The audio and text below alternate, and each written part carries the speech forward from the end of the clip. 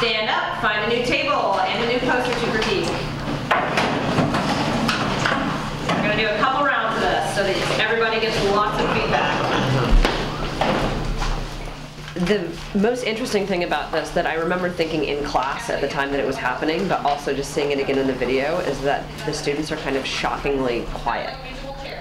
That during the critique, they're all very quiet, they're taking it really seriously, and they're really focused on what they're doing, which is not always the case with that class. They tend to be a little like jumping out of their seats and kind of scattered.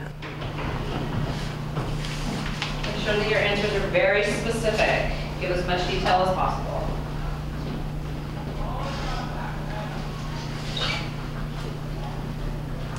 So, go. Get started. Round 2. And there's definitely stuff in there that I noticed. I feel like I could have given a little more feedback when I was circulating and looked at a few papers in a little more depth. Because when I got the critiques back after this lesson, they weren't as specific as I would have hoped. Some of them were really good, and they all ended up incorporating some feedback in. But I'm definitely finding that I feel like we need to do kind of a meta critique about what makes feedback good. Have them give feedback on a couple of pieces of work and then put them up and look at, okay, which feedback is useful for you, which one of these is more helpful.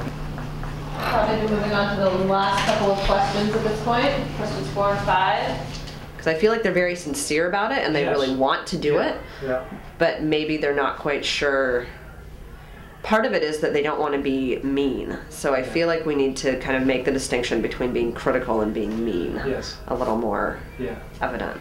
Okay, so the last step in this process is for you to look at the feedback you were given, and at the bottom of your feedback page, so can I steal this from you for just a minute?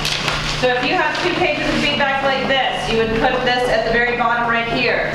You're going to answer these 3 questions. So first, what surprised you about your feedback? What feedback did you get from people that you were like, oh, I didn't even think of that, or oh, I'm really surprised that people didn't understand that? What was something from your feedback that surprised you?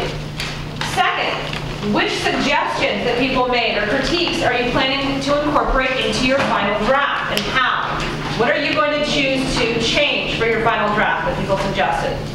And third, what suggestions are you planning to ignore and why? Remember, it's your poster. You have the ultimate creative freedom and decision making here. So if you got a piece of advice or a suggestion that you look at and you're like, it's not so good. I don't like that at all, actually. I don't think it fits my poster. You're free to ignore that. Okay, but I want to make sure that you think it through first. So you need to tell me if you're planning on ignoring a suggestion, why? Why are you not going to take that piece of feedback? So that I know it's not just because you don't want to make the change because it would be too much work. Okay?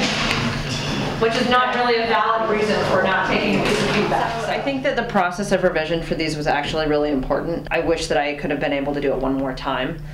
The main differences that I saw between drafts were that the messages were clearer. So if they had a message that they wanted people to join the American Army, for example, and that wasn't clear in their first draft, on the second one, for the vast majority of these posters, I can look at it and within about 3 or 5 seconds be like, okay, this is the message, this is what they're trying to say.